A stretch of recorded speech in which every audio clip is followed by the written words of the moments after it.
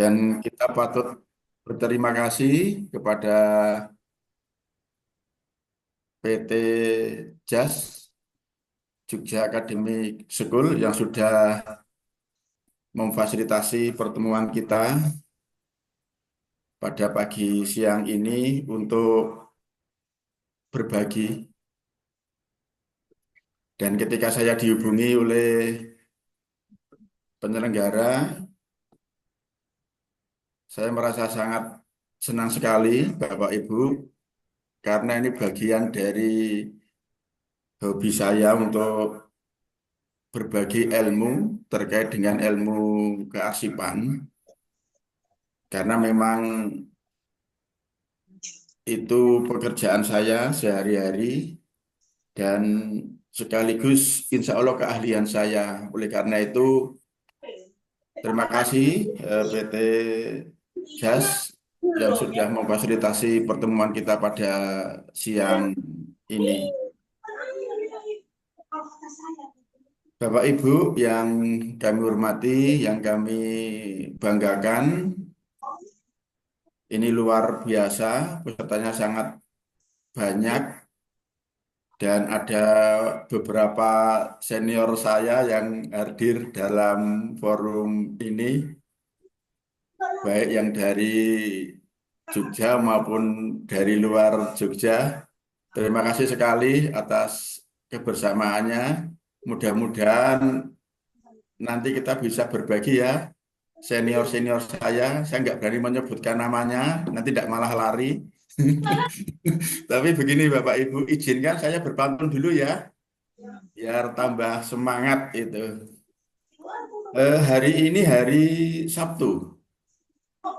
Mana cakepnya Bapak Ibu? Cakep. Pak, Cakep. Yang mengucapkan cakep hanya satu dua orang. Ini Bu Kustini ya, dari Banten ya Bu Kustini ya. iya Pak, Bu En. Oke, Bu Kustini dari Banten. Gusti. Baik, terima kasih ya Bu Kus ya. Iya Pak, sama-sama. Oke. Tadi apa Bu kalimat yang pertama? Pantun saya, hari ini hari, Sabtu. oke. Kemarin hari Jumat. Tuh. Senang sekali ketemu dengan Bapak Ibu. Ini peserta pelatihan yang luar biasa dan penuh semangat gitu. Alhamdulillah. Yang kedua, hari ini hari Sabtu, besok hari Minggu. Senang sekali ketemu dengan Bapak Ibu. Kita bertemu untuk keasipan yang lebih maju. Oke. Amin. Baik, terima kasih Bapak Ibu. Yuk kita mulai, Mas Ian. Saya bisa dibantu Mas Ian untuk di-share Yes, siap, siap. slide-nya. Oke. Slide yang pertama Mas Ian. Oke. Yang slide yang pertama. Yang kedua. Oke. Bapak Ibu, hari ini materi diskusi kita ini pemberkasan arsip aktif. Ini materi yang sangat menarik menurut saya Bapak Ibu, karena pemberkasan itu merupakan rohnya kearsipan. Jadi pemberkasan itu rohnya kearsipan. Ngomong kayak gitu ya. Yulisar itu. Karena apa? Karena prinsip dari kearsipan itu dapat ditemukannya kembali arsip dengan cepat, tepat, dan lengkap. Jadi intisari dari pengelolaan arsip itu, bagaimana arsip itu dapat ditemukan kembali secara cepat, tepat, lengkap pada saat dibutuhkan. Itu intinya kearsipan. Inti dari pengelolaan arsip itu. Dan ini ditentukan oleh pemberkasan. Kemudian yang kedua, bahwa pengelolaan arsip itu bagaimana dapat menjamin arsip itu terselamatkan. khususnya arsip-arsip yang bernilai guna informasional, bernilai guna kebuktian maupun intrinsik atau arsip statis.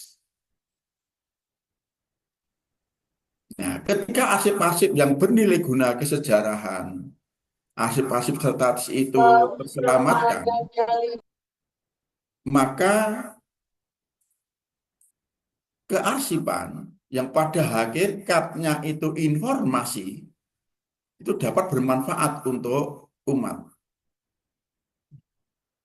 untuk kemajuan, untuk pengembangan ilmu pengetahuan, ya. Pengembangan budaya, ilmu pengetahuan maupun teknologi. Sehingga pemberkasan itu menjadi sesuatu yang sangat penting karena rohnya dari pengelolaan kearsipan. Nah, kita akan diskusi itu. Bagaimana kita dapat memberkaskan arsip yang sesuai dengan kondisi dan kebutuhan kita. Tentunya juga sesuai dengan kaidah-kaidah kearsipan. Ya. Jadi mudah-mudahan ini sangat bermanfaat dan Bapak Ibu dapat mengikuti acara ini sampai selesai nanti. Jam 11 ya, Mas Sihan ya. Oke. Betul. Jam 11 itu. Bapak Ibu dan teman-teman semua, jadi kami sampaikan bahwa ketika dihubungi oleh JAS, saya merasa sangat bangga dan berterima kasih karena ini memang kesukaan atau hobi saya yang awalnya ya dipaksa oleh keadaan, dipaksa karena pekerjaan. Tapi semakin ke sini, semakin lama ini menjadi hobi saya untuk berbagi ilmu tentang kearsipan. Karena ini memang dunia saya. Nah, oleh karena itu, Bapak Ibu, karena ini hobi, karena ini kesukaan saya untuk berbagi ilmu kearsipan, maka ada berbagai media yang itu saya gunakan untuk sebagai media berbagi ilmu kearsipan. Itu di sana ada, kami punya apa namanya website, ya website tentang parus.id yang juga Bapak Ibu bisa manfaatkan. Banyak artikel-artikel tentang kearsipan yang kami tulis di media tersebut. Kemudian juga ada channel YouTube saya, Arsip Aris Berbagi, Bapak Ibu juga bisa Bapak Ibu manfaatkan. Seandainya Bapak Ibu ingin mendalami terkait dengan kearsipan, dan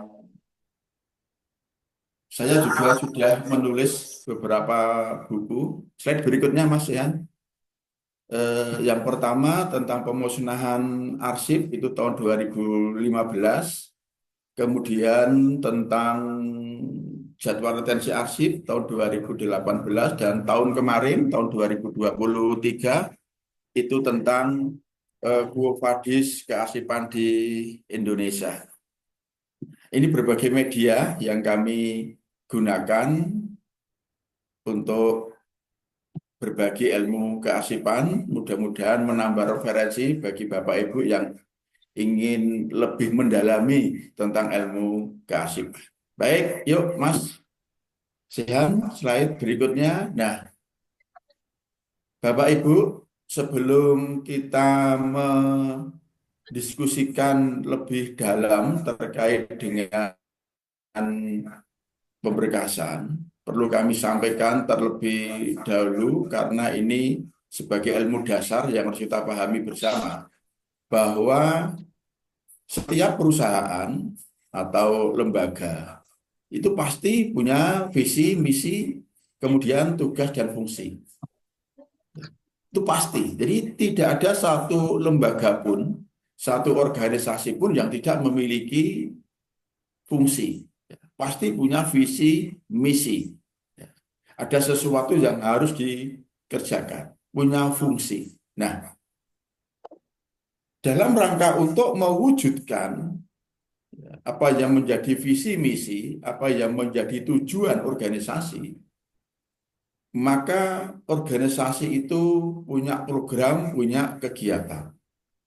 Dan setiap kali melaksanakan program, setiap kali melaksanakan kegiatan, pasti ada proses administrasi, ada transaksi di sana. Nah, bukti-bukti kegiatan itulah yang namanya arsip. Bukti-bukti transaksi yang dilakukan dalam rangka pelaksanaan program, dalam rangka pelaksanaan kegiatan, itulah yang namanya arsip. Dengan demikian, tidak ada satu organisasi pun yang tidak memiliki arsip. Arsip itu apa? Ini saya ambil dari Undang-Undang Nomor 43 Tahun 2009. Arsip itu didefinisikan sebagai rekaman kegiatan atau rekaman peristiwa. Itu poin pertama. Poin kedua, bahwa arsip itu terekam dalam berbagai media rekam, dalam berbagai bentuk dan media rekam, yang itu pasti sesuai dengan perkembangan teknologi informasi dan teknologi komunikasi. Mengapa saya sampaikan pasti sesuai dengan perkembangan teknologi informasi dan teknologi komunikasi? Karena arsip itu sebagai hasil samping dari kegiatan administrasi. Jadi arsip itu akibat, bukan sebab. Arsip itu makmum, bukan imam. Gitu. Jadi arsip itu hasil samping dari kegiatan administrasi. Sehingga media rekam informasi yang digunakan itu pasti sesuai dengan ketentuan administrasi. Gitu. Dan administrasi sebuah organisasi, sebuah perusahaan, itu pasti menyesuaikan dengan perkembangan teknologi informasi dan teknologi komunikasi. Kalau tidak menyesuaikan dengan perkembangan teknologi informasi maupun teknologi komunikasi, pasti perusahaan tersebut akan ketinggalan zaman. Gitu.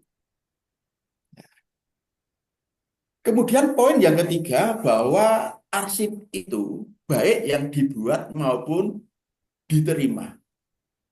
Jadi kalau Bapak Ibu membuat naskah, membuat surat, itu berarti Bapak Ibu itu menciptakan arsip. Kalau organisasi menerima naskah dinas masuk, menerima surat masuk, menerima laporan, menerima pemberitahuan, informasi dari mitra kerja, dari perusahaan lain, itu berarti perusahaan tersebut menciptakan arsip. Jadi yang dimaksud arsip itu baik informasi yang dikeluarkan maupun informasi yang diterima, yang masuk. Itu arsip. Nah, dan poin yang keempat, semua itu dilakukan dalam rangka pelaksanaan kegiatan organisasi. Dalam rangka pelaksanaan kegiatan organisasi. Kalau di Undang-Undang Nomor 43 Tahun 2009 disebutkan dalam pelaksanaan kehidupan bermasyarakat, berbangsa, dan bernegara.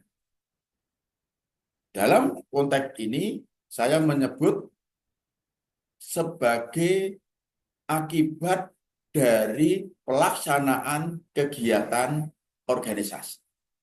Jadi itu arsip. Jadi ada 4 poin pokok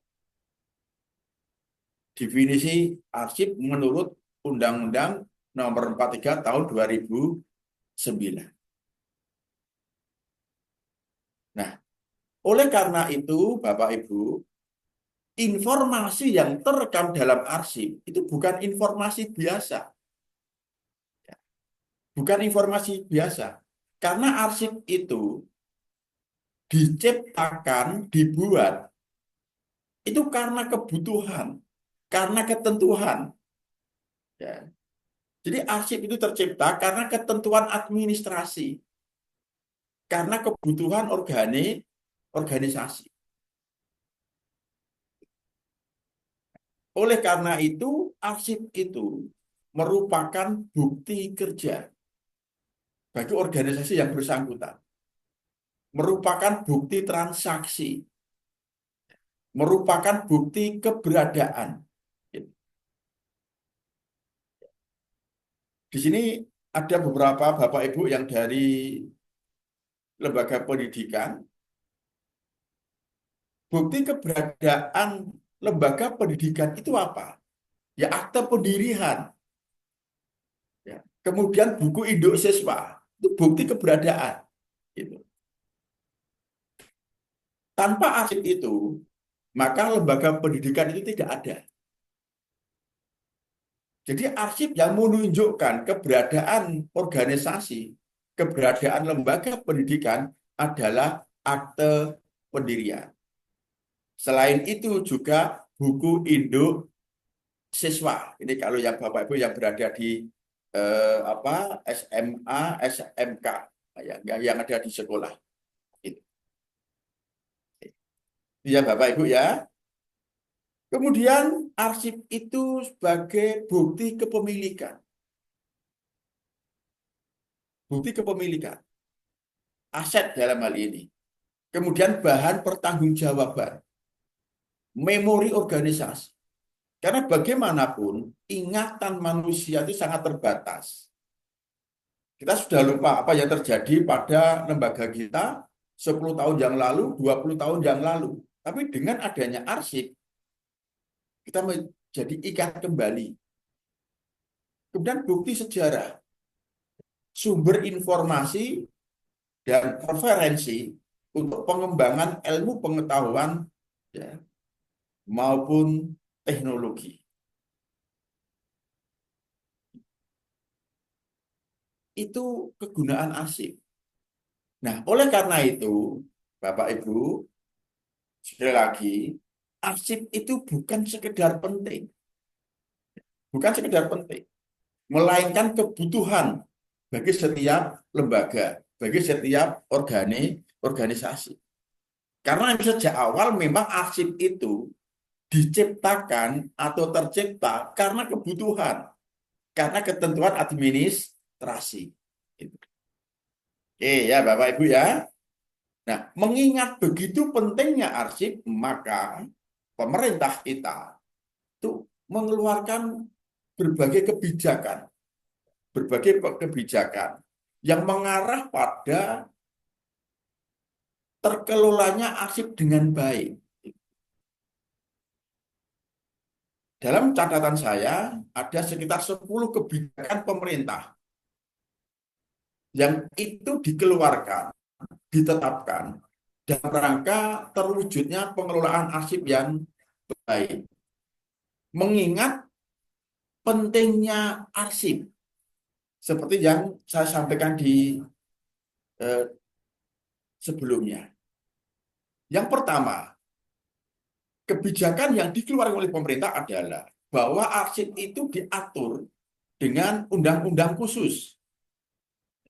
Ini sekaligus menjadi kekuatan besar bidang kearsipan di Indonesia.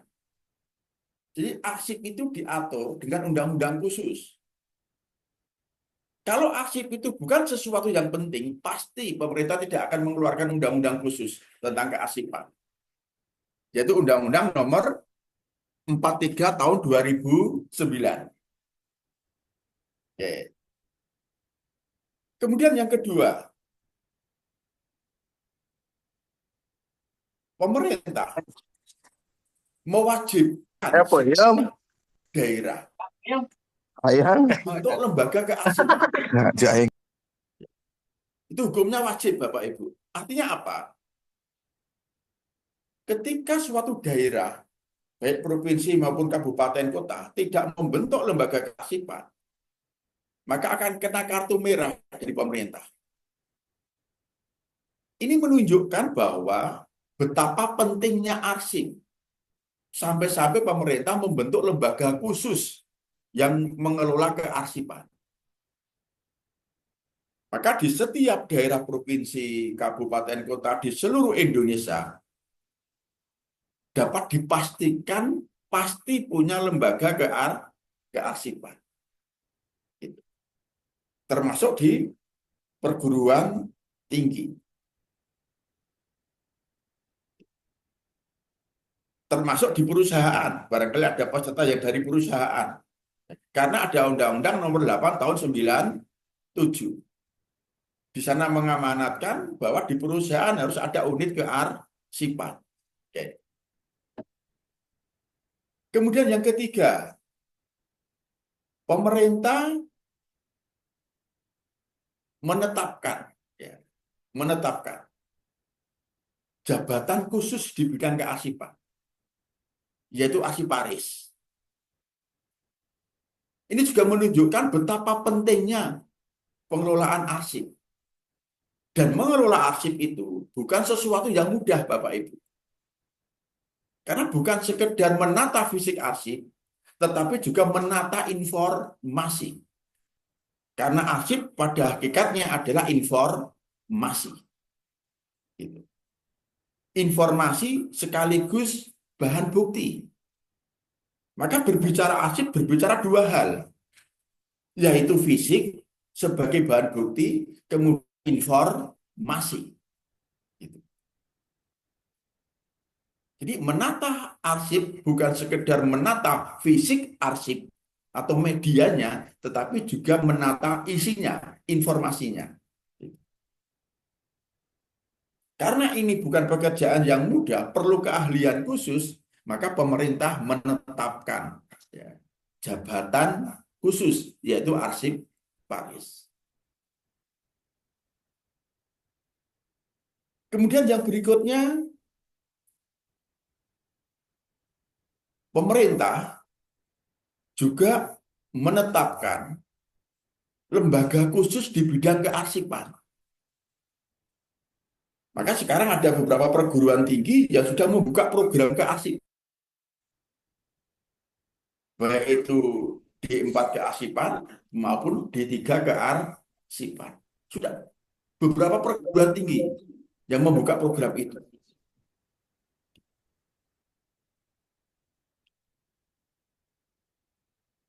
Yang berikutnya, pemerintah juga menciptakan wadah bagi para pengelola arsip, bagi para arsiparis. Namanya adalah Asosiasi Arsiparis Indonesia, AAI. Itu salah satu bentuk perhatian pemerintah terhadap kearsipan. Kearsipan dijadikan sebagai urusan wajib. Bukan pilihan, tapi wajib. Artinya apa? Mau tidak mau, suka tidak suka. Setiap lembaga, setiap organisasi harus memperhatikan, harus memprioritaskan terkait dengan pengelolaan arsip. Itu dilakukan pengawasan oleh pemerintah. Begitu pentingnya arsip dalam Undang-Undang Nomor 43 Tahun 2009. Di sana ada pasal yang mengatur tentang ancaman pidana maupun sanksi. Nah, ini untuk yang kesekian, Bapak Ibu, beberapa kebijakan pemerintah yang ini sekaligus menjadi kekuatan, ya, menjadi kekuatan besar bidang kearsipan di Indonesia. Nah, dengan ditetapkannya kebijakan tersebut, yang sekaligus menjadi kekuatan besar kearsipan, harapannya apa? Harapannya setiap lembaga, setiap perusahaan, setiap organisasi itu dapat menyelenggarakan kearsipan dengan baik. Itu harapannya. Jadi, tujuan dari kebijakan-kebijakan itu adalah arsip akan tercipta sesuai dengan ketentuan, ya. Kemudian arsip dapat ditemukan kembali dengan cepat, tepat, dan lengkap, dan terselamatkannya arsip statis. Dan ini kuncinya adalah, rohnya adalah ada di pemberkasan yang akan kita diskusikan pada siang ini. Oke. Ya, Bapak Ibu ya. Oke, yuk lanjut Mas Sehan. Mas Ihan, ini nanti kalau ada pertanyaan bisa langsung apa nanti ada waktu khusus? Lebih baiknya langsung kali ya, Pak. Langsung ya, baik. Bapak Ibu, ini sudah diizinkan oleh penyelenggara. Seandainya ada Bapak Ibu yang ingin bertanya dapat langsung. Jadi tidak usah nunggu nanti waktu khusus ya. Oke, biar lebih enak gitu. Biar lebih enak. Oke. Apakah sudah ada yang bertanya Bapak Ibu? Monggo Bapak Ibu. Belum ada? Baik, lanjut ya Mas Ian ya. Iya, Oke. betul, Pak. Kewajiban kearsipan. Bapak Ibu, ada lembaga kearsipan yang tadi kami sampaikan di depan, baik yang berada di provinsi maupun yang ada di kabupaten kota maupun yang ada di perguruan tinggi dan di lembaga-lembaga lain, fungsinya itu sama. Jadi lembaga kearsipan itu fungsinya sama di seluruh Indonesia. Yang pertama sebagai pengelola arsip statis, kemudian yang kedua sebagai pembina kearsipan, kemudian yang ketiga sebagai pengelola arsip inaktif. Ya, itu. Itu fungsi lembaga kearsipan. Dalam melakukan pengelolaan arsip statis, tahapannya lembaga kearsipan itu melakukan akuisisi, melakukan pengolahan, melakukan preservasi, melakukan akses dan layanan. Itu kewajiban lembaga kearsipan. Dan itu kita abaikan ya Bapak Ibu ya, kita abaikan karena yang akan kita diskusikan adalah pemberkasan. Ini lebih kepada kewajiban pencipta arsip. Siapa pencipta arsip? Ya Bapak Ibu semua. Ya. Jadi Bapak Ibu semua peserta pelatihan siang ini, Bapak Ibu itu sebagai pencipta arsip. Lembaga Bapak Ibu itu sebagai pencipta arsip. Dan itu punya kewajiban melakukan pengelolaan arsip dinamis mulai dari penciptaan. Ya, mulai dari penciptaan. Mulai dari pembuatan maupun penerimaan. Jadi bagaimana Bapak Ibu menciptakan arsip, membuat arsip, itu tentu harus sesuai dengan peraturan, sesuai dengan ketentuan. Apa? Tata naskah. Gitu. Bagaimana Bapak Ibu menerima arsip, pengendaliannya seperti apa, harus juga sesuai dengan ketentuan. Karena ketika Bapak Ibu melakukan penciptaan arsip tidak sesuai dengan ketentuan, maka arsip yang tercipta nanti menjadi tidak sah. Oke. Yang kedua, Bapak Ibu harus melayani berkaitan dengan penggunaan. Itu tahap yang kedua. Pertama penciptaan, yang kedua penggunaan. Ya. Bagaimanapun, dengan ditetapkannya Undang-Undang Keterbukaan Informasi Publik,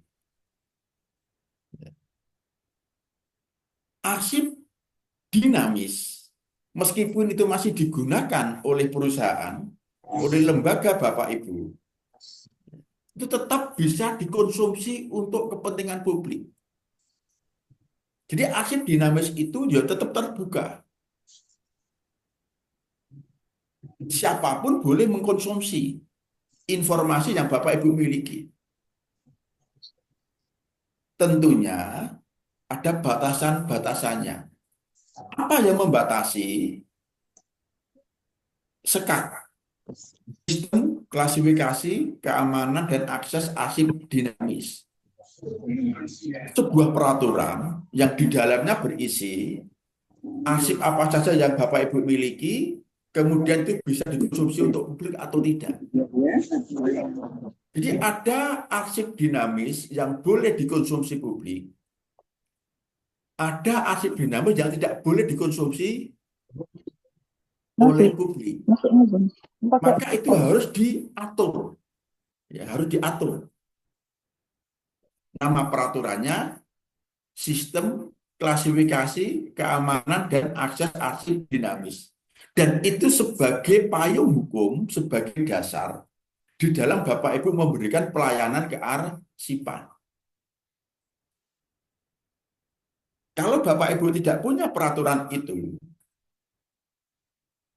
nanti Bapak Ibu akan berada di pihak yang dirugikan. Karena di Undang-Undang Keterbukaan Informasi Publik Nomor 14 Tahun 2008 itu disampaikan, ketika masyarakat membutuhkan informasi, kemudian tidak terlayani dengan baik, maka masyarakat dapat menggugat. Itu. Apalagi terhadap lembaga publik. Oke, ini yang kedua Bapak Ibu, dan ini akan kita kesampingkan. Tapi ini perlu kami sampaikan karena ini bagian yang tidak terpisahkan dari pemberkasan. Oke, yang ketiga Bapak Ibu, pemeliharaan. Nah, ini pemeliharaan. Di dalam pemeliharaan ini nanti ada pemberkasan arsip aktif. Ada penyimpanan arsip inaktif, ada alih media, dan seterusnya. Yang akan kita diskusikan ini Bapak Ibu. Dan yang terakhir, Bapak Ibu punya kewajiban untuk melakukan penyusutan. Melakukan penyusutan, kewajiban. Jadi ini daur hidup. Ya. Atau siklus, atau tahapan dalam pengelolaan arsip dinamis yang itu menjadi kewajiban setiap pencipta arsip. Menjadi kewajiban Bapak Ibu semua.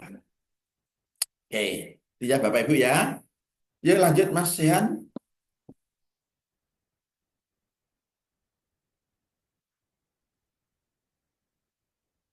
Oke, Bapak Ibu. Slide berikutnya. Kita fokus ya Bapak Ibu ya. Sekarang di pemeliharaan arsip. Oke. Penciptaan kita lupakan, penggunaan kita lupakan, penyusutan tidak kita bahas siang ini. Kita khusus membahas masalah pemeliharaan. Ya. Dan di dalam pemeliharaan arsip itu ada pemberkasan dan penyimpanan arsip aktif, ada penataan dan penyimpanan arsip inaktif, dan ada alih media arsip.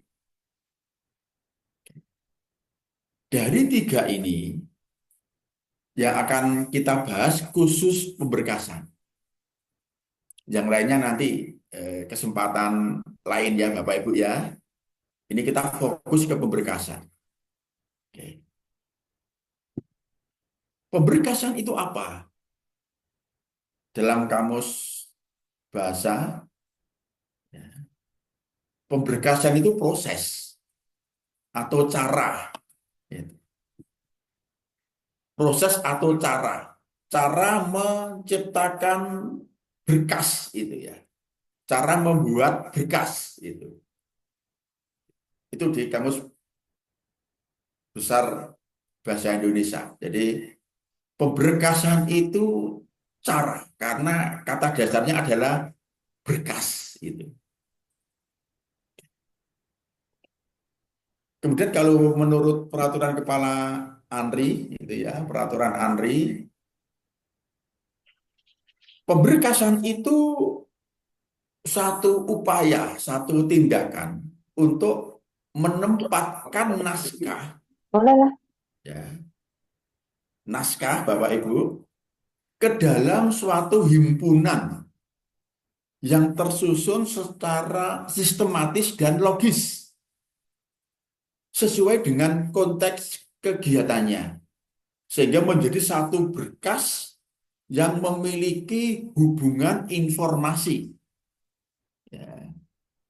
kesamaan jenis atau kesamaan masalah dari suatu unit kerja. Intinya adalah pemberkasan itu suatu tindakan, suatu kegiatan menyatukan naskah, ya, menyatukan item-item arsip, ya, sehingga terbentuk kumpulan arsip, kumpulan item, ya, baik itu berdasarkan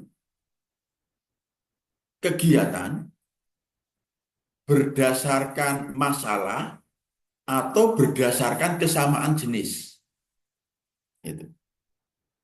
Jadi pemberkasan itu menyatukan arsip, ya, berdasarkan kesamaan informasi, kesamaan jenis, maupun kesamaan masalah. Ya. Kesamaan informasi yang saya maksud di sini adalah bahwa yang dikumpulkan itu merupakan arsip-arsip yang saling terkait, gitu ya, yang saling terkait, gitu. Sehingga tujuannya adalah arsip itu dapat ditemukan kembali secara cepat, tepat, dan lengkap. Oke, itu ya Bapak Ibu ya, pelan-pelan ya Bapak Ibu ya. Oke. Yuk lanjut Mas Sehan, slide berikutnya. Oke, nah ini Bapak Ibu tujuan dari pemberkasan. Arsip dapat ditemukan dengan cepat, tepat, dan lengkap. Oke. Jadi tujuan dari pemberkasan itu, ya, yang penting arsip itu dapat ditemukan. Kan begitu. Jadi yang penting arsip itu dapat ditemukan.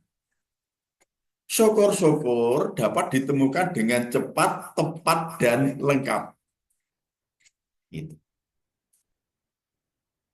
Ketika arsip itu dapat ditemukan dengan cepat, tepat, dan lengkap, efeknya adalah akan terwujudnya pelayanan prima, ya, di lembaga itu. Ya. Ingat, arsip itu bukan hanya konsumsi organisasi yang bersangkutan, juga konsumsi publik. Ketika ada publik yang datang ingin meminjam arsip, kok tidak bisa kita layani secara cepat, ya, maka layanan kita belum baik. Oke. Yang berikutnya, dengan pemberkasan itu, efeknya adalah terciptanya kerapian ruang kerja. Ini Bapak Ibu bisa membayangkan, ya, bisa membayangkan perbedaan nanti kalau arsip itu tertata dengan baik, diberkatikan dengan baik, dengan yang arsip tidak diberkaskan. Yang berikutnya, peningkatan produktivitas pegawai. Sudah pasti Bapak Ibu, ketika ruang kerja itu, ya, ketika ruang kerja itu rapi, ya, maka itu akan mempengaruhi, ya, akan mempengaruhi kinerja, akan mempengaruhi produktivitas kerja pegawai. Gitu. Ya. Oke. Kemudian terselamatkannya aset, terselamatkannya memori organisasi. Kemudian juga mencegah lahirnya arsip tidak teratur atau arsip kacau. Nah, itu dari pemberkasan, efek dari pemberkasan itu.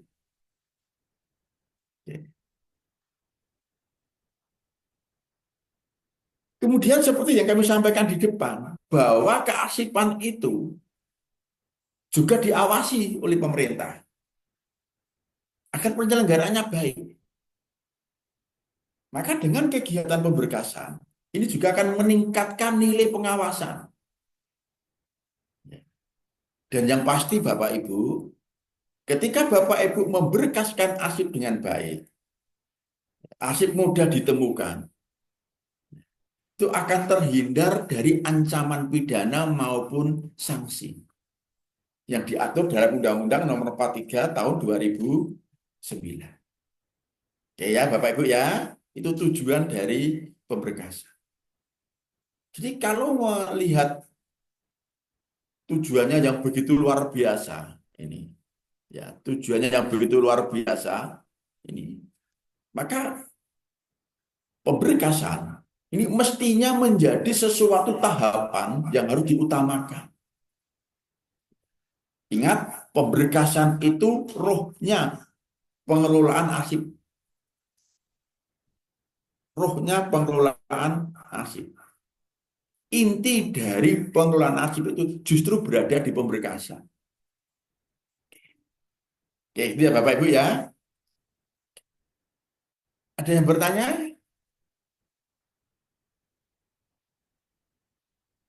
Sudah ada yang bertanya ya Mas Yan ya?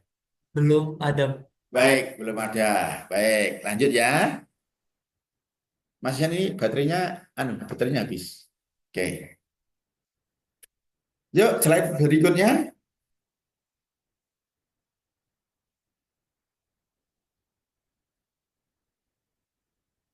Oke. Yuk, slide berikutnya.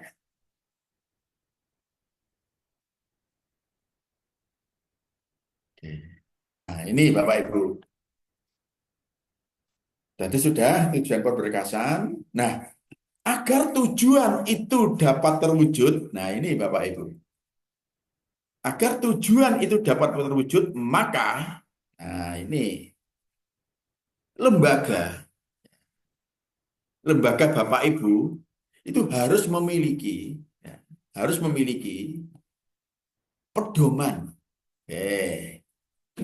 Harus memiliki pedoman. Ya, atau SOP.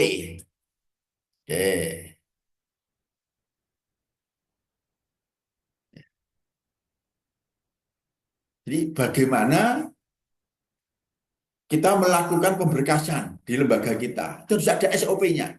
Tahapannya seperti apa? Sehingga terwujud pemberkasan yang baik, yang ideal. Gitu. Yang mampu menjamin dapat diketemukannya kembali arsip dengan cepat, tepat, dan lengkap. Gitu. Itu harus dibuat SOP-nya. Gitu.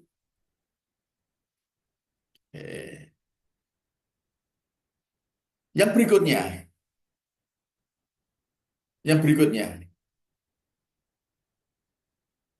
lembaga, ya, organisasi Bapak Ibu harus punya klasifikasi arsip sebagai dasar melakukan pemberkasan, sebagai dasar melakukan penataan.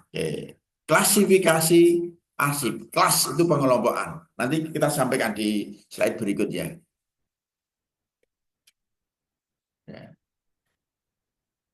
Oke.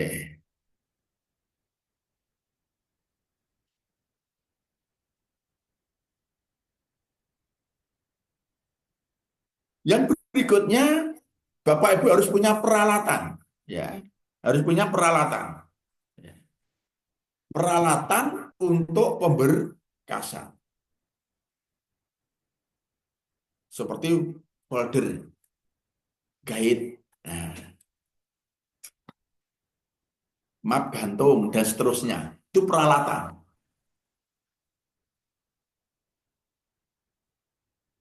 Yang berikutnya harus punya anggaran. Nah, anggaran.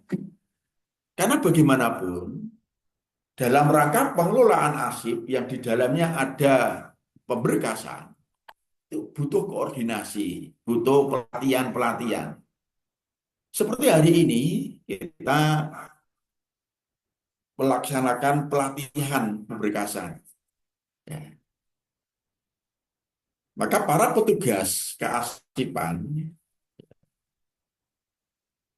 teman-teman yang diberi tugas untuk melakukan pemberkasan di lembaga Bapak Ibu, itu juga harus ditingkatkan kompetensinya, ditingkatkan kemampuannya, agar dapat memberkaskan dengan baik. Artinya apa? Ya butuh anggaran untuk mengikuti pelatihan.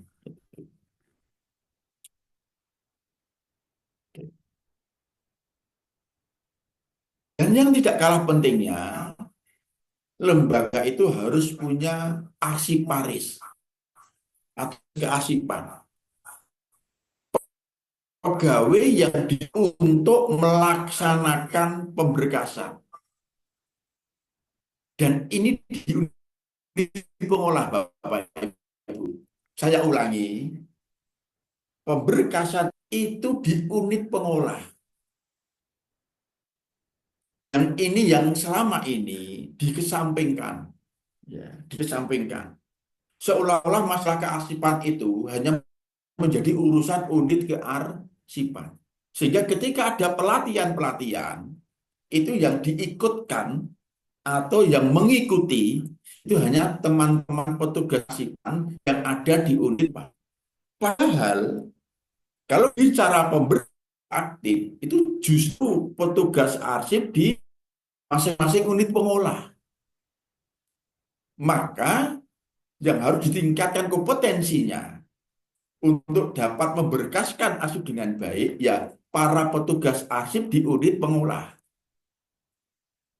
Jadi di unit pengolah itu harus ditunjuk petugas yang melakukan pengelolaan arsip di unit pengolah dan harus ditingkatkan kemampuannya, ditingkatkan kompetensinya agar dapat terwujud pemberkasan yang baik.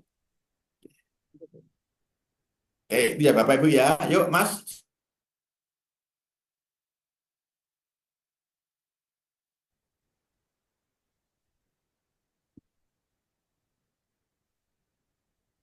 Oke, nah ini Bapak Ibu peralatan ya, peralatan pemberkasan yang kita perlukan ketika kita melakukan pemberkasan. Ada klasifikasi arsip, ada map gantung atau folder, ada guide ya atau sekat, kemudian ada label.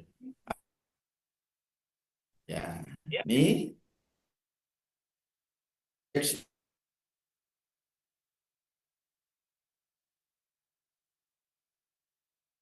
ada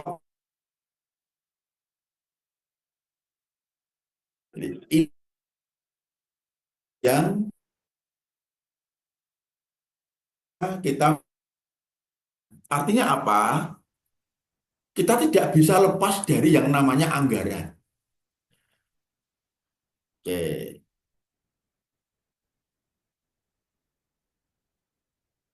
Tidak bisa lepas dari yang namanya anggaran kearsipan. Lanjut Mas Yan.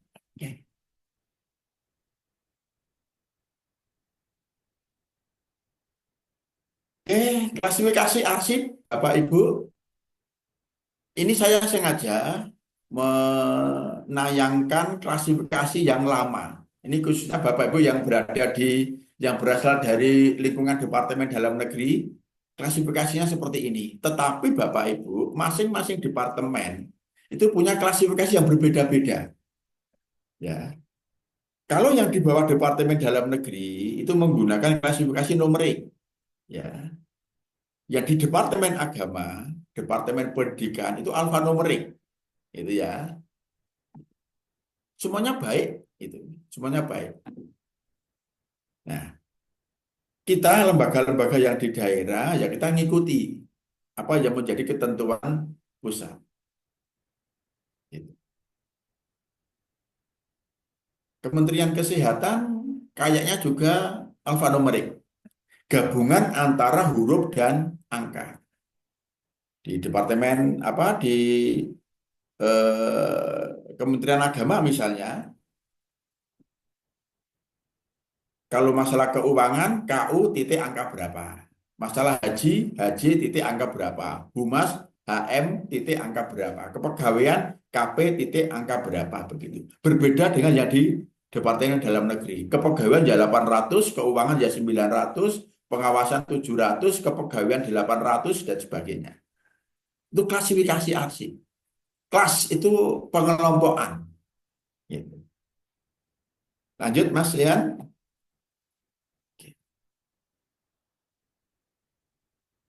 Nah, ini Bapak Ibu, di Departemen Dalam Negeri ada klasifikasi yang terbaru yang dikeluarkan tahun 2022, ya, tahun yang lalu, ya.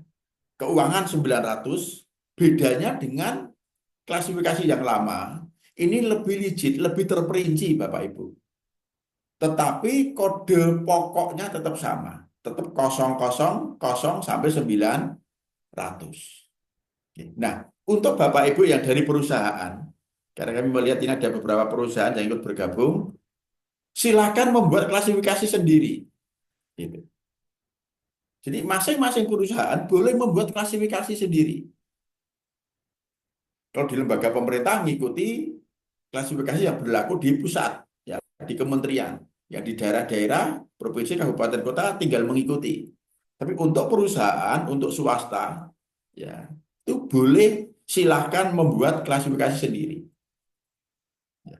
Saya pernah membuat klasifikasi untuk masjid. Ya. Salah satu masjid kami buat klasifikasinya. Gitu. Oke, yuk lanjut Mas Yan.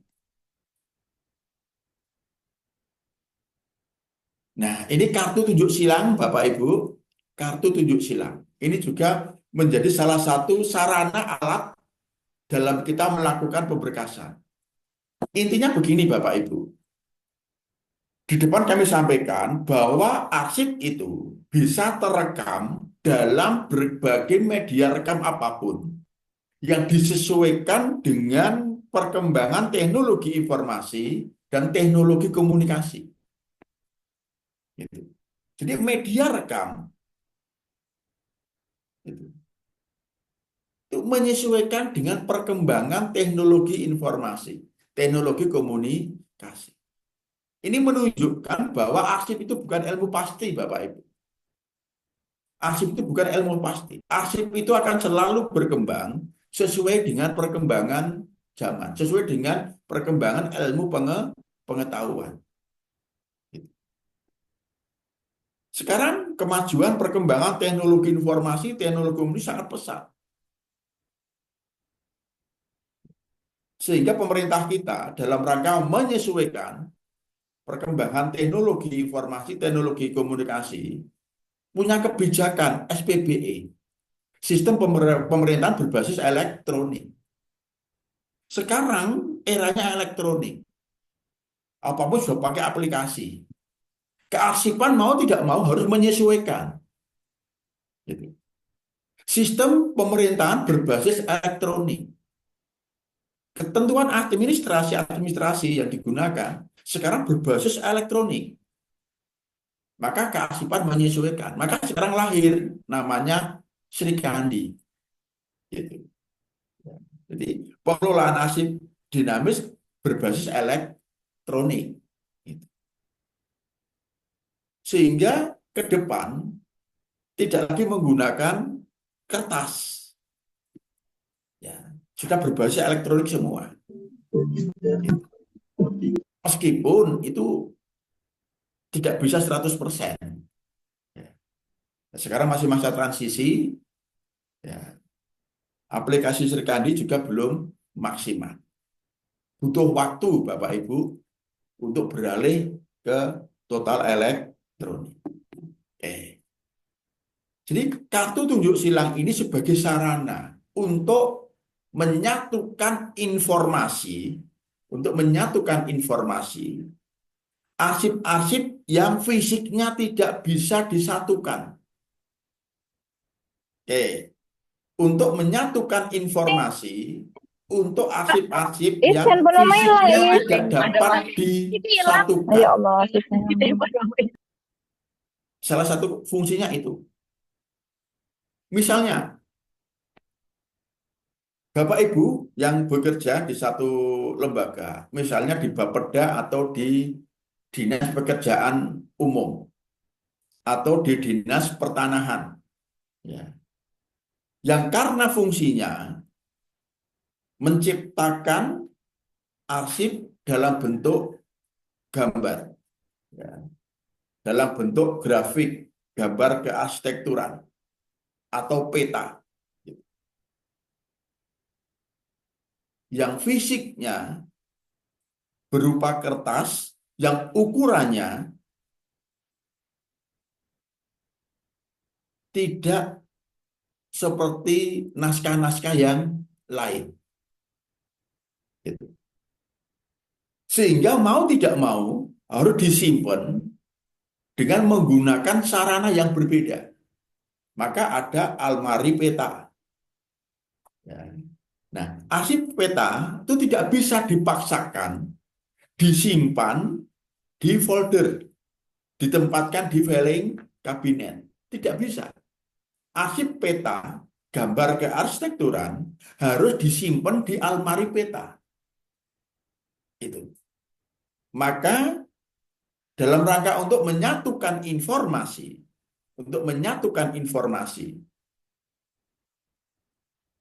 pada folder atau map gantung, ya, tempat menyimpan arsip-arsip yang berupa naskah, misalnya terkait dengan pembangunan jembatan, ya, misalnya ya pembangunan jembatan, di map gantung atau di folder tempat arsip itu disimpan, diberi namanya kartu tunjuk silang. Yang di dalam kartu itu berisi informasi yang menunjukkan kalau arsip gambar kearsitekturan, ya, arsip gambar konstruksi bangunan itu disimpan di almari peta.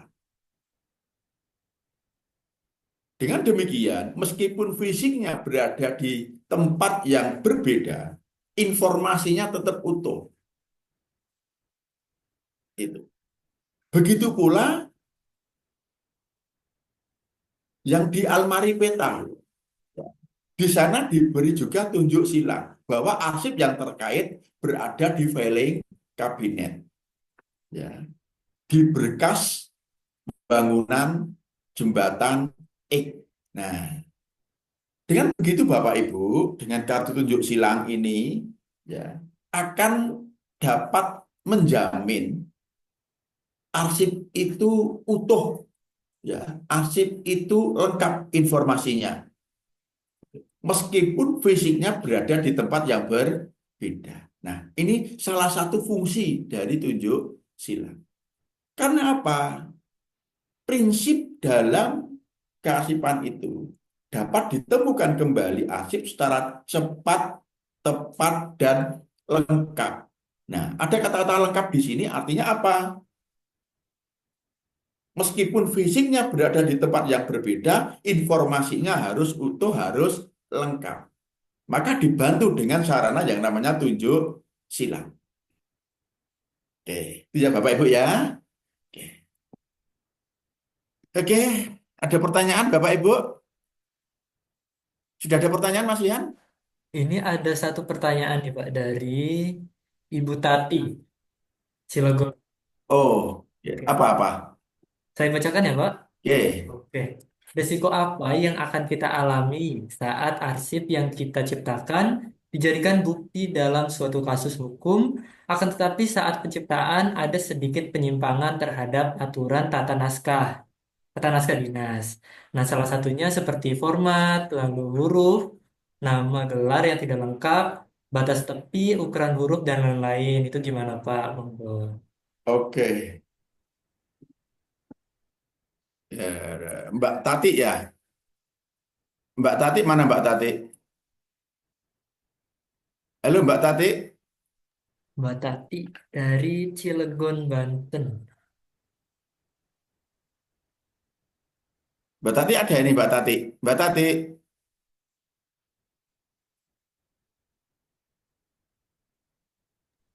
Siap, ada Bapak. Oke. Ada ya Mbak Tati ya? Kalau nggak ada nggak saya jawab ini. Ada Bapak. Ada ya? Ada. Oke. Tolong agak maju biar suaranya terdengar.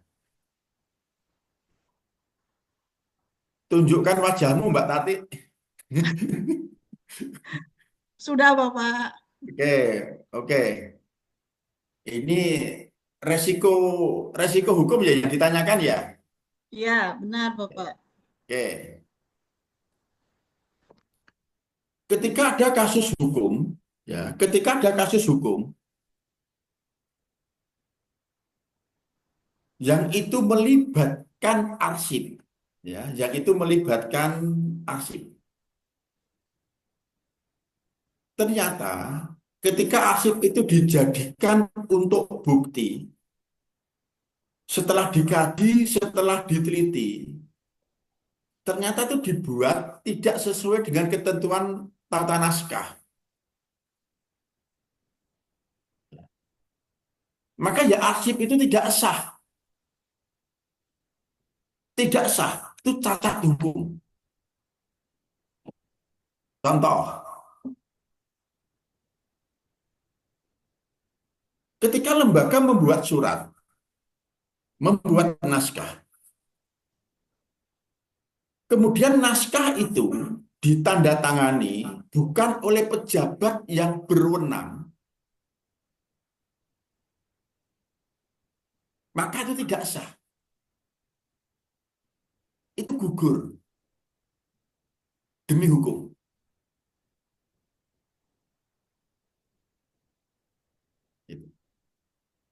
Atau arsip itu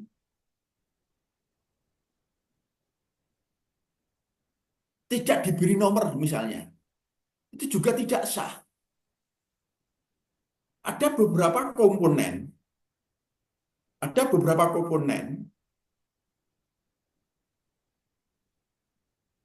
yang itu menjamin sah dan tidaknya naskah.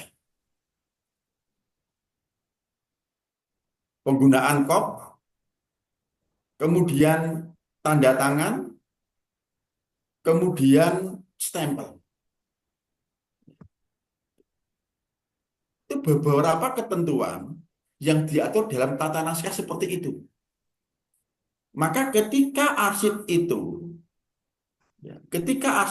naskah itu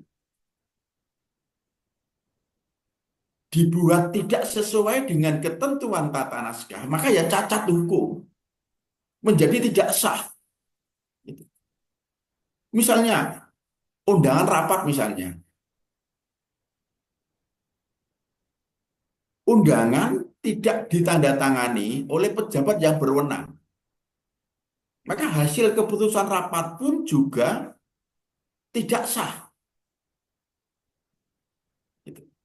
Notulen rapatnya tidak sah. Karena undangannya tidak sah.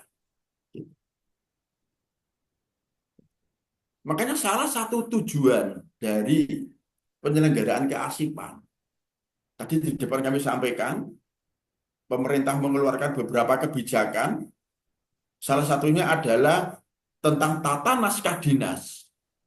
Itu agar naskah arsip yang kita ciptakan itu sesuai dengan ketentuan, sehingga tidak cacat hukum. Itu ya Mbak Eti ya. Siap. Bahkan, Siap, Bapak. bahkan di tempat kami pernah ada kasus.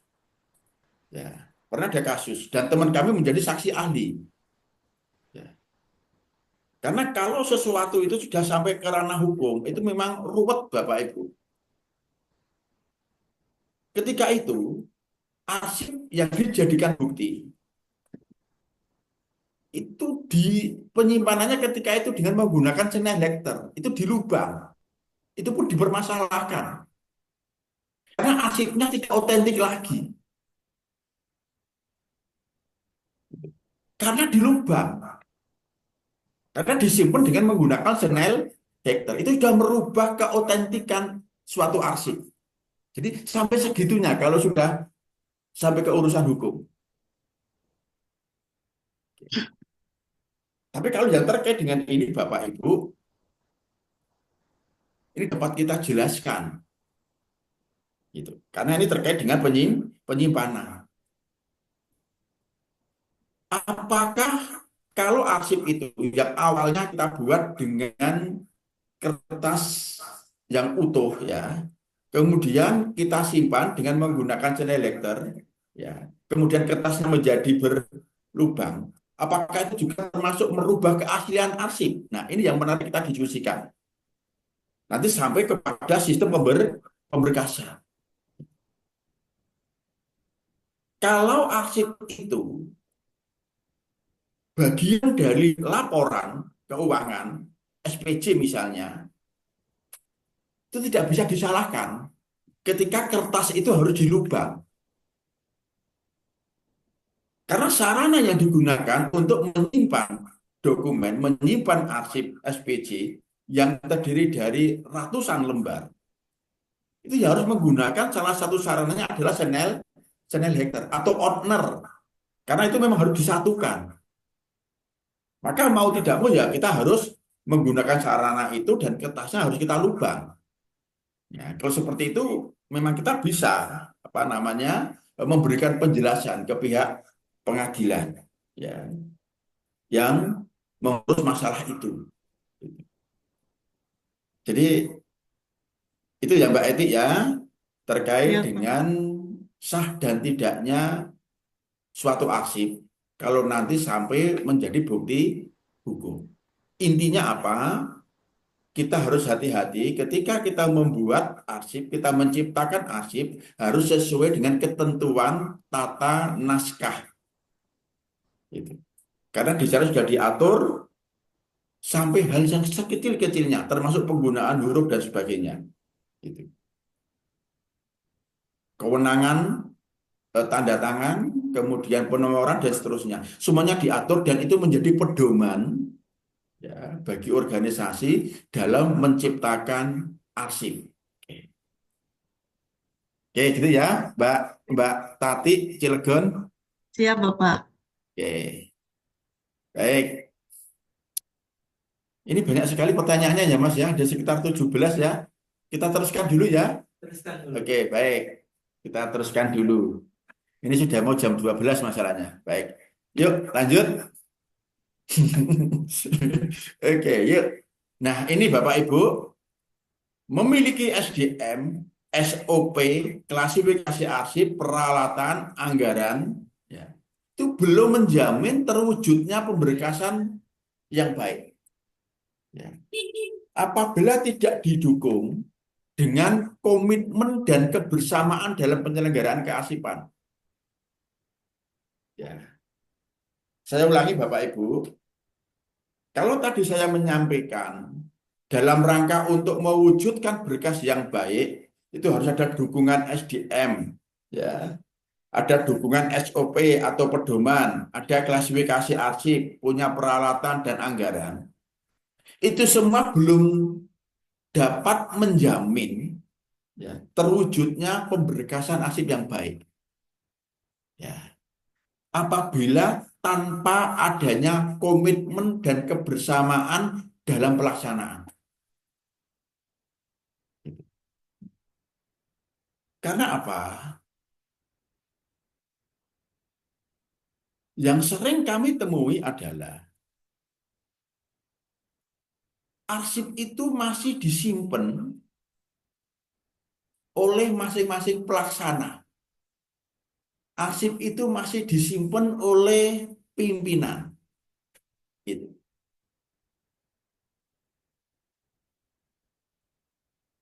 Itu yang terjadi di lapangan, yang terjadi di banyak lembaga. Jadi arsip-arsip itu masih disimpan oleh pelaksana kegiatan.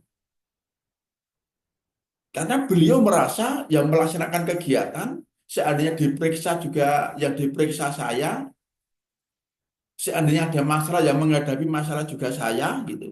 Maka arsipnya saya simpan sendiri. Itu yang terjadi. Begitu pula masih banyak pimpinan yang menyimpan arsipnya. Belum dipercayakan kepada petugas, kepada arsiparis. Gitu. Seandainya itu diminta oleh petugas, oleh arsiparis, itu bahkan ada yang tega, itu difotokopi, kemudian fotokopinya yang diberikan kepada petugas untuk disimpan. Yang asli tetap mereka pegang sendiri. Itu saking ketakutannya, seandainya nanti ada pemeriksaan. Itu yang terjadi di banyak lembaga. Nah, kalau masih seperti ini Bapak Ibu, maka tidak akan terwujud pemberkasan yang baik. Oleh karena itu harus ada kebersamaan, ya. Harus ada komitmen dalam penyelenggaraan kearsipan, dalam hal ini pemberkasan. Artinya apa? Para pelaksana kegiatan, para pimpinan juga harus diberi sosialisasi kearsipan, juga harus diberi pemahaman tentang kearsipan, bahwa pimpinan bukan penyimpan arsip tetapi pengguna arsip, bahwa arsip itu bukan milik pelaksana kegiatan, arsip itu tetap milik lembaga. Mestinya arsip itu disimpan oleh petugas arsip, bukan oleh pelaksana kegiatan. Itu. Dan kami yakin di tempat Bapak Ibu juga masih seperti itu. Ya, karena ini kasus nasional. Oke. Oke, itu ya Bapak Ibu ya. Jadi ketersediaan sarana, SDM maupun anggaran itu tidak menjamin terwujudnya pemberkasan arsip yang baik kalau tidak ada komitmen dan kebersamaan dalam pelaksanaan, dalam penyelenggaraan kearsipan. Oke, lanjut Mas. Oke, nah ini tahapan dalam pemberkasan. Satu, pemeriksaan. Apakah sudah ada disposisi simpan arsip itu. Yang kedua, penentuan indeks. Nah, indeks itu judul berkas. Indeks itu dapat dibuat sebelum arsip tercipta, Bapak Ibu. Ya, indeks itu judul berkas. Maka yang dapat dijadikan indeks itu adalah nama kegiatan. Itu bisa dijadikan untuk indeks berkas. Itu. Sehingga untuk menentukan indeks itu tidak harus menunggu arsip tercipta. Dan seperti itu. Ini khusus untuk kegiatan-kegiatan yang itu dilaksanakan oleh lembaga. Kita punya kegiatan apa saja? Kita punya proyek apa saja? Nah, nama proyek, nama kegiatan itu yang kita jadikan indeks berkas atau judul berkas. Oke. Kemudian yang berikutnya penentuan kode. Ya. Tentu ini sesuai dengan pedoman ya tentang klasifikasi arsip. Kemudian tunjuk silang apabila diperlukan Bapak Ibu dan pelabelan serta penyusunan daftar arsip. Yuk lanjut Mas. Lanjut. Nah, ini strategi pemberkasan. Bapak Ibu, untuk dapat mewujudkan berkas yang baik, maka petugas arsip harus memahami betul tupoksi lembaga. Lembaga itu punya tugas dan fungsi apa saja. Kalau petugas arsip atau arsiparis memahami tentang tugas dan fungsi lembaga, akan mengetahui juga kegiatan yang dilakukan. Jadi kegiatan atau proyek apa saja yang dilakukan oleh lembaga kita, itu harus diketahui, harus dipahami oleh petugas arsip. Ya. Sehingga dapat melakukan pemberkasan dengan tepat, ya, dengan baik. Gitu.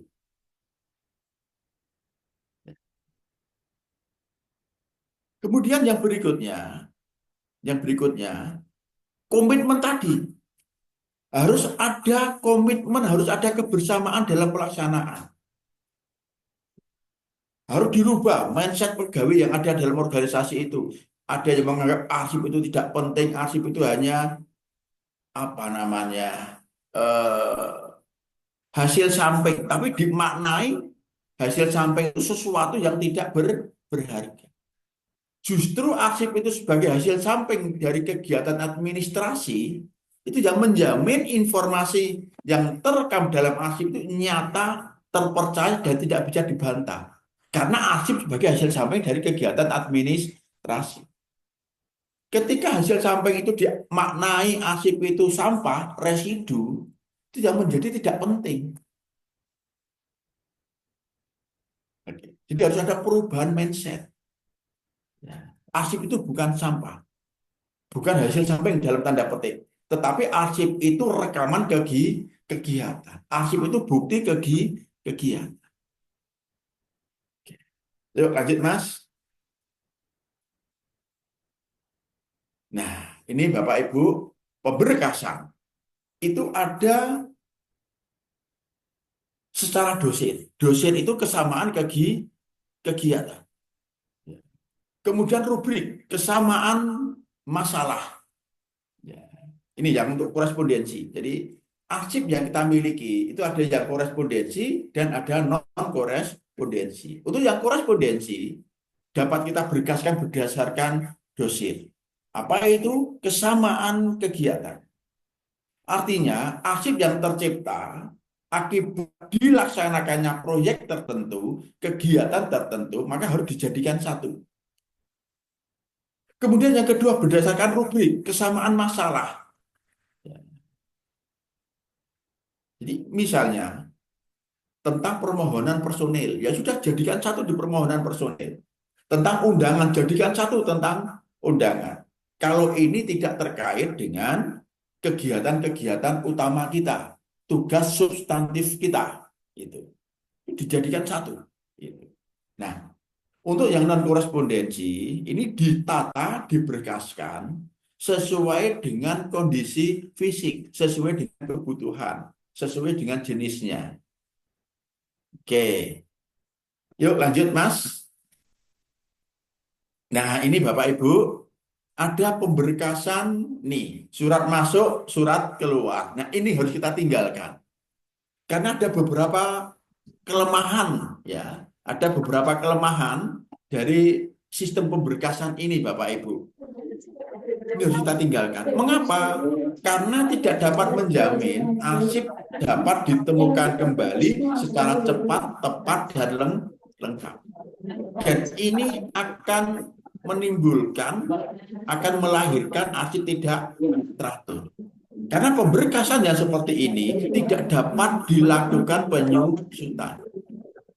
Ini harus ditinggalkan Bapak Ibu, model pemberkasan surat masuk sendiri, surat keluar sendiri ini.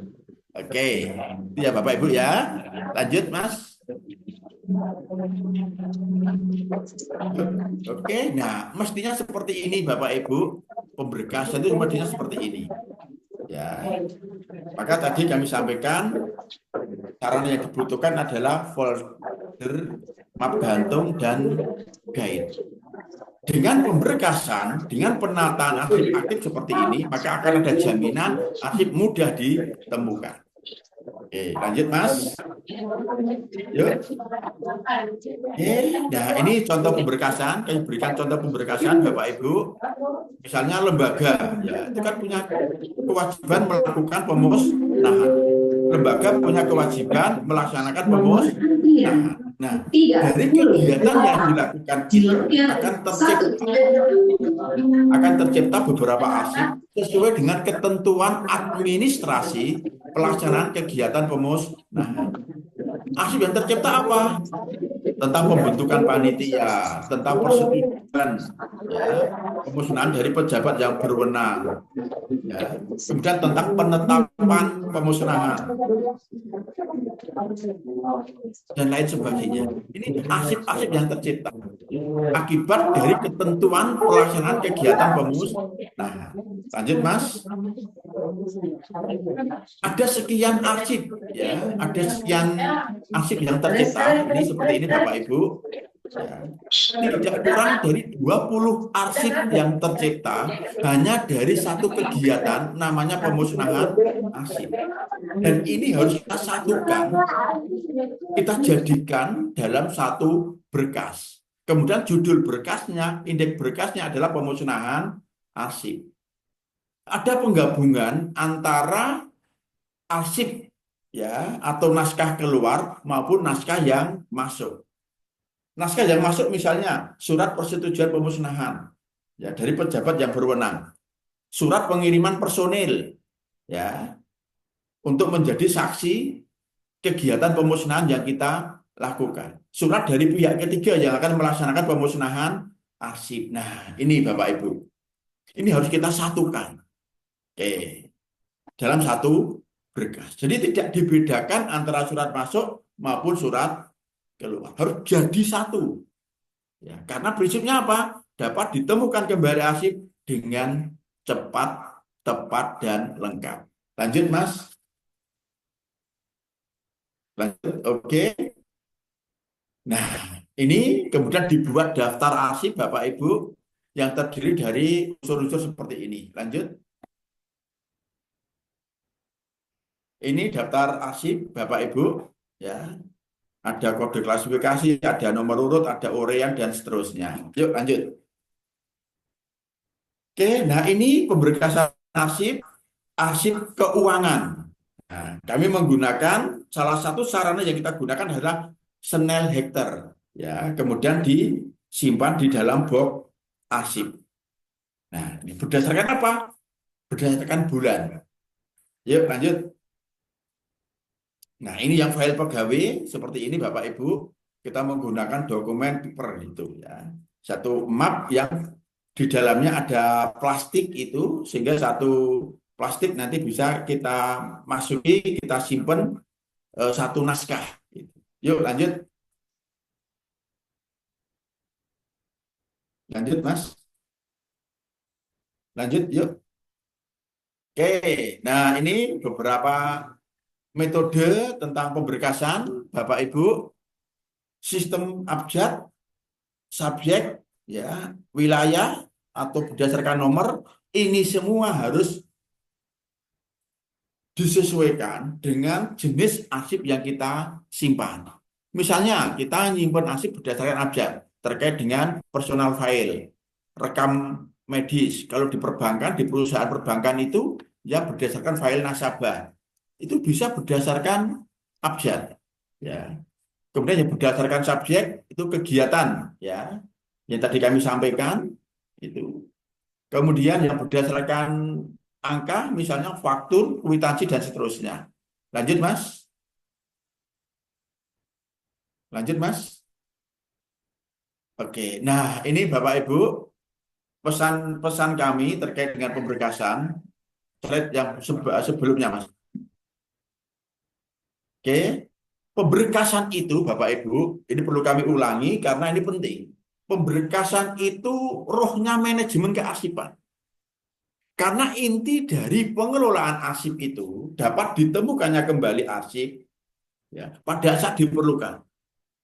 Dan pemberkasan itu menjadi penentu keberhasilan program penyusutan, ya, yaitu adanya jaminan keselamatan arsip statis sebagai bahan bukti dan sumber informasi untuk kemajuan dan pengembangan budaya, ilmu pengetahuan, dan teknologi. Nah, oleh karena itu, Bapak Ibu, organisasi itu harus memiliki sistem atau model pemberkasan yang aman, yang mampu arsip itu dapat ditemukan kembali secara cepat, tepat, dan lengkap. Tentu sesuai dengan kondisi dan kebutuhan organisasi serta kaidah-kaidah kearsipan. Oke, jadi mudah-mudahan apa yang saya sampaikan ini dapat menjadi referensi, dapat menjadi motivasi kita, Bapak Ibu, di dalam kita melakukan pemberkasan arsip di lembaga kita. Sehingga ada jaminan arsip itu dapat ditemukan kembali, kemudian juga jaminan keselamatan untuk arsip-arsip yang statis, ya, yang bernilai guna kesejarahan, informasional, kemudian kebuktian maupun intrinsik. Itu ya Bapak Ibu yang dapat kami sampaikan. Mas Ian, masih ada waktu untuk menerima pertanyaan? Oke Pak, karena waktu sudah pukul 11, tapi di sini ada 2 pertanyaan Pak. Mungkin bisa dijawab singkat kali ya, Pak. Baik. Ya.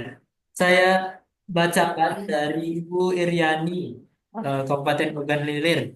Izin bertanya Pak, kebetulan saya sudah 2 tahun ini menjadi arsiparis Ya. di lembaga kearsipan daerah, baru ada 1 orang arsiparis. Ya. Bagaimana cara mulai pemberkasan arsip inaktif dan arsip statis yang tidak beraturan dalam karung yang diserahkan oleh pencipta arsip ke lembaga kearsipan yang sejak tahun 2005 penyerahannya tidak baik. sesuai dengan ketentuan. Baik. Ibu siapa tadi, Mas? Tadi Ibu Iriani. Bu Iriani, halo Bu Iriani.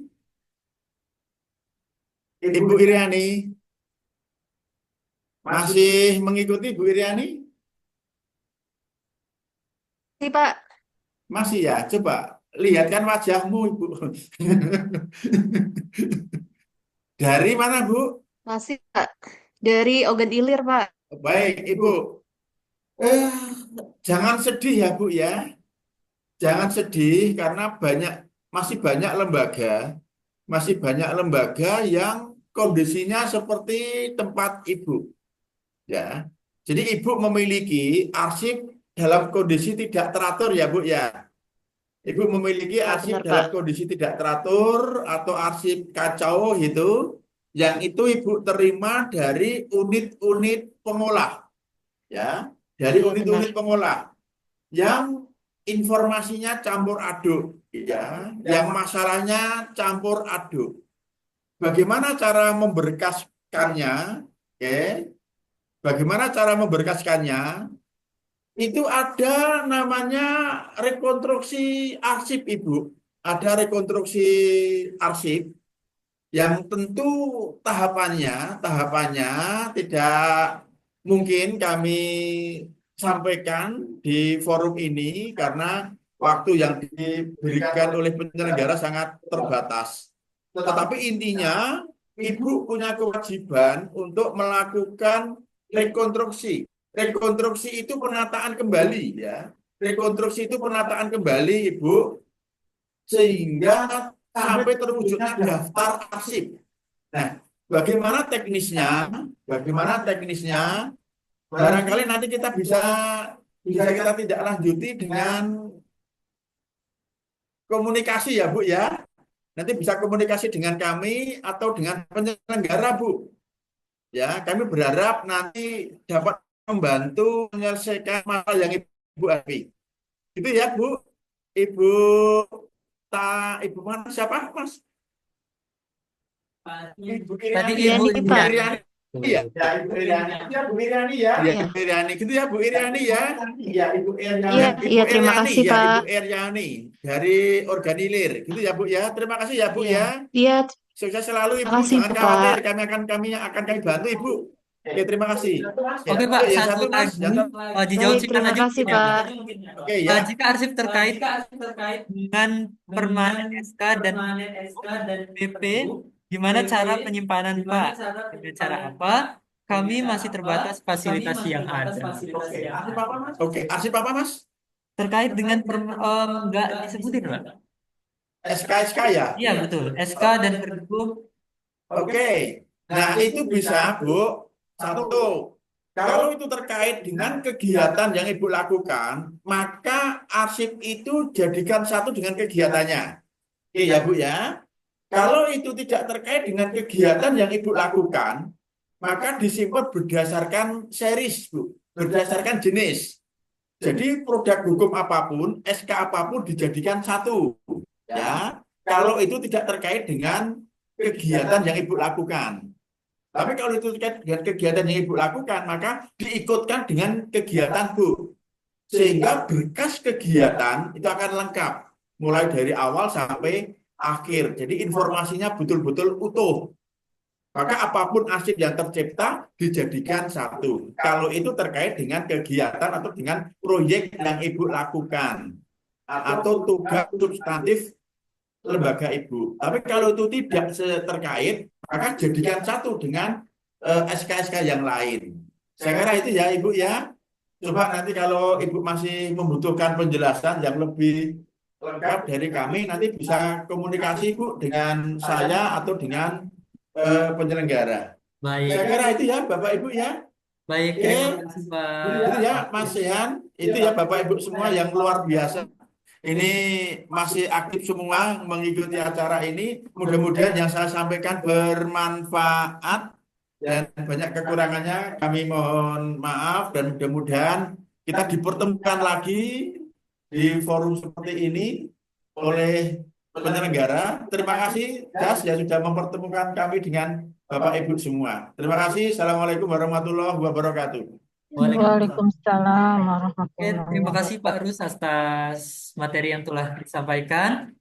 Saya juga mengucapkan terima kasih kepada Bapak Ibu yang telah hadir pada kesempatan hari ini.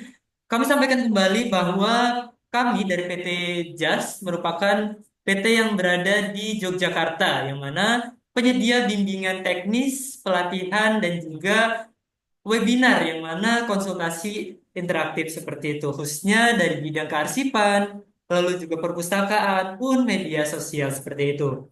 Baik Bapak Ibu, jika ada pertanyaan atau konsultasi lebih lanjut, bisa menghubungi kami di sosial media Instagram kami di pt.jogja Academic School atau melalui WhatsApp kami.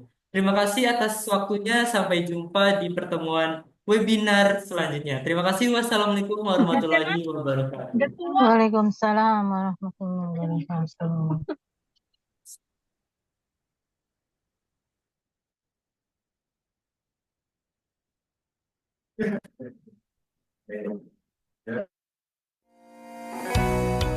Kami percaya bahwa setiap langkah menuju kemajuan dimulai dengan pengetahuan dan keterampilan yang tepat.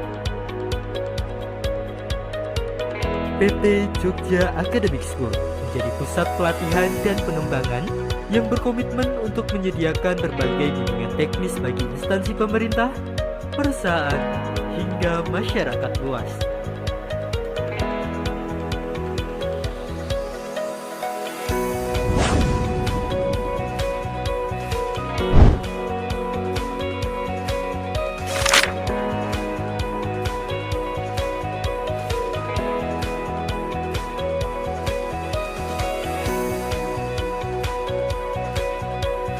Dengan beragam program pelatihan yang disesuaikan kebutuhan pengembangan dunia kerja, kami hadir untuk mendukung meningkatkan kompetensi dan kapasitas sumber daya manusia di berbagai bidang.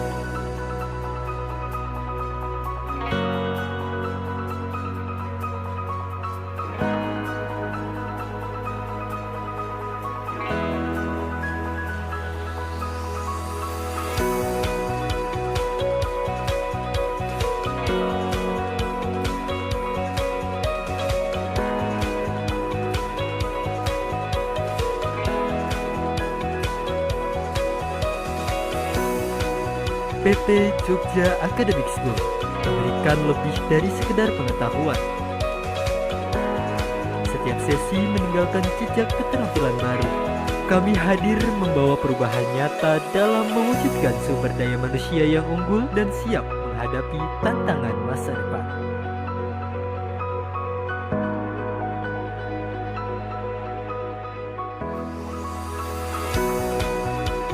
Kami berkomitmen untuk memberikan pelatihan berkualitas dengan pengajar berpengalaman, metode pembelajaran yang interaktif, serta materi sesuai perkembangan regulasi dan kebutuhan praktik di lapangan.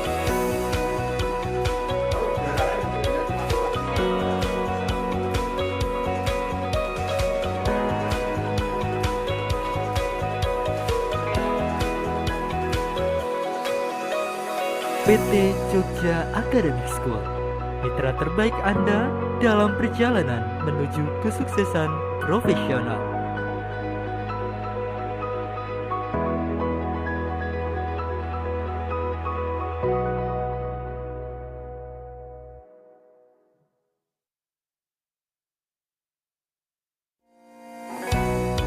Kami percaya bahwa setiap langkah menuju kemajuan dimulai dengan pengetahuan dan keterampilan yang tepat. PT Jogja Academic School menjadi pusat pelatihan dan pengembangan yang berkomitmen untuk menyediakan berbagai bimbingan teknis bagi instansi pemerintah, perusahaan, hingga masyarakat luas.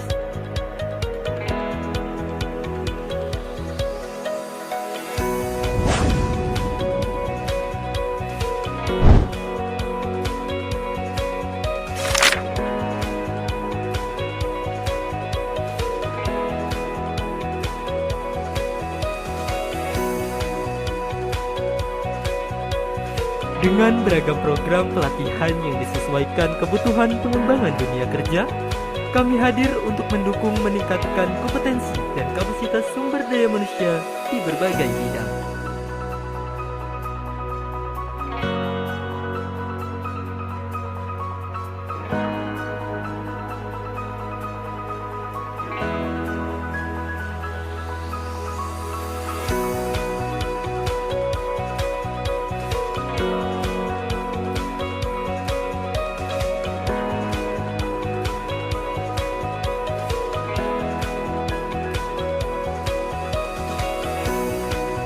PT Jogja Academic School memberikan lebih dari sekedar pengetahuan.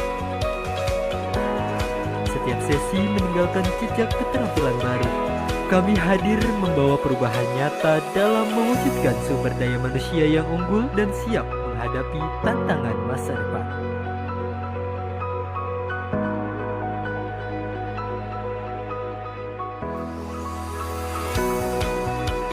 Kami berkomitmen untuk memberikan pelatihan berkualitas dengan pengajar berpengalaman, metode pembelajaran yang interaktif, serta materi sesuai perkembangan regulasi dan kebutuhan praktik di lapangan.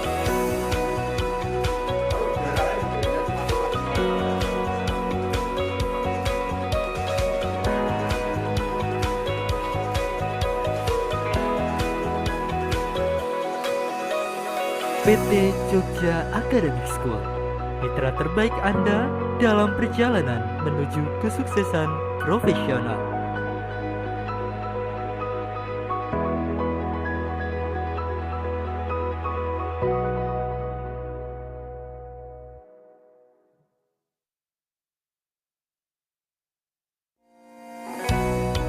Kami percaya bahwa setiap langkah menuju kemajuan dimulai dengan pengetahuan dan keterampilan yang tepat.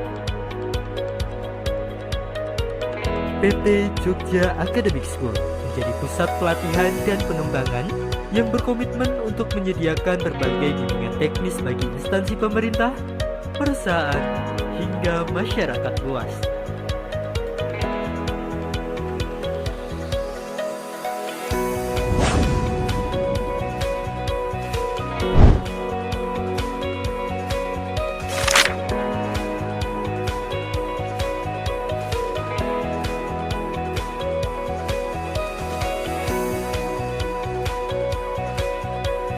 Dengan beragam program pelatihan yang disesuaikan kebutuhan pengembangan dunia kerja, kami hadir untuk mendukung meningkatkan kompetensi dan kapasitas sumber daya manusia di berbagai bidang.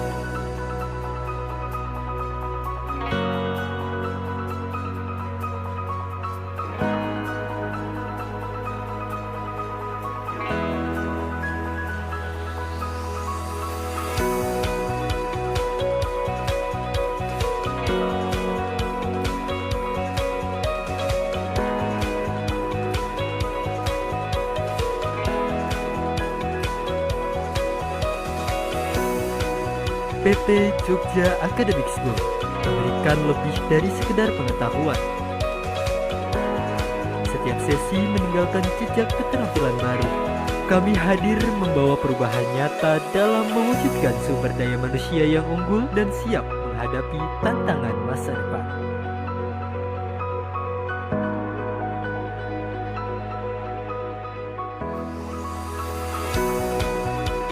Kami berkomitmen untuk memberikan pelatihan berkualitas dengan pengajar berpengalaman, metode pembelajaran yang interaktif, serta materi sesuai perkembangan regulasi dan kebutuhan praktik di lapangan.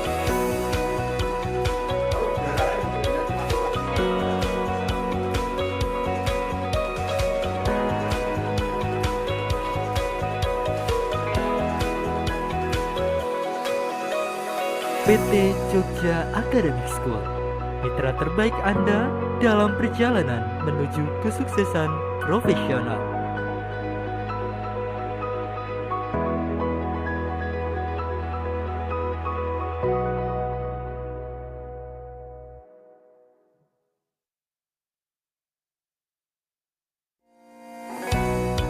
Kami percaya bahwa setiap langkah menuju kemajuan dimulai dengan pengetahuan dan keterampilan yang tepat.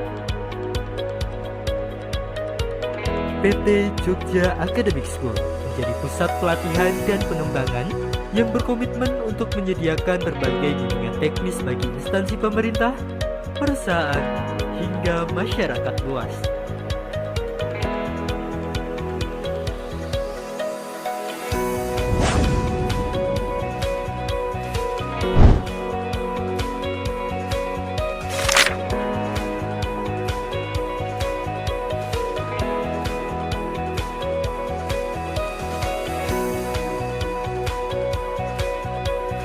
Dengan beragam program pelatihan yang disesuaikan kebutuhan pengembangan dunia kerja, kami hadir untuk mendukung meningkatkan kompetensi dan kapasitas sumber daya manusia di berbagai bidang.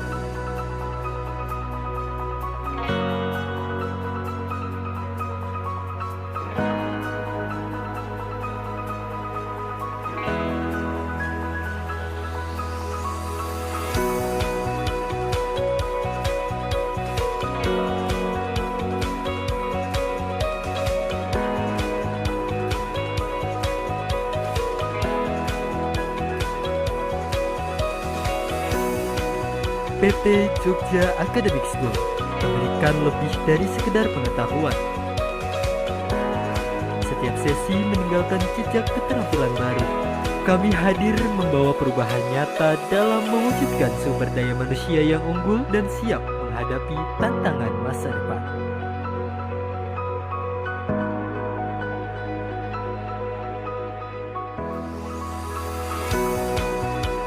Kami berkomitmen untuk memberikan pelatihan berkualitas dengan pengajar berpengalaman, metode pembelajaran yang interaktif, serta materi sesuai perkembangan regulasi dan kebutuhan praktik di lapangan.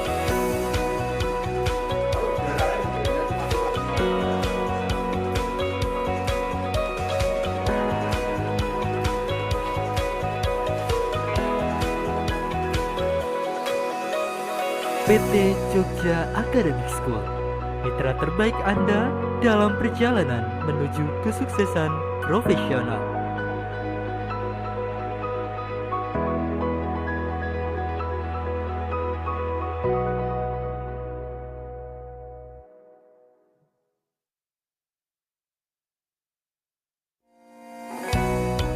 Kami percaya bahwa setiap langkah menuju kemajuan dimulai dengan pengetahuan dan keterampilan yang tepat.